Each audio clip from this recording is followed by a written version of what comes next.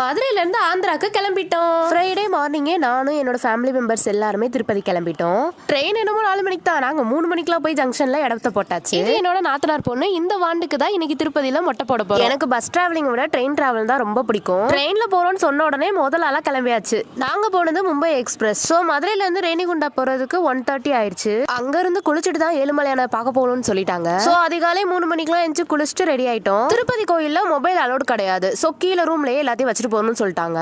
ரூம்ல இருந்து மலைக்கு ஜீப்ல தான் போனோம். கரெக்டா 5 o'clock திருப்பதி போயிட்டோம். அங்க போனா ஒரு பெரிய ஹால் மாதிரி இருந்துச்சு. அதுக்குள்ள வச்சு எல்லாரையும் பூட்டிட்டாங்க.